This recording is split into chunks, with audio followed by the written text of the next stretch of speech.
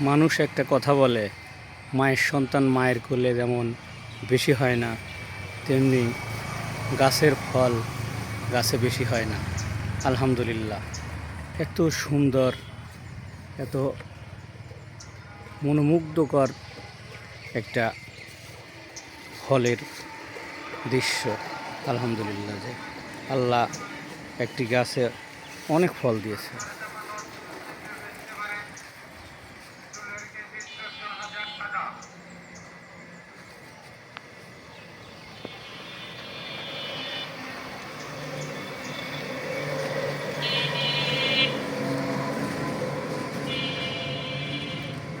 এগুলো ডাল প্রায় সহ্য করতে পারছে না।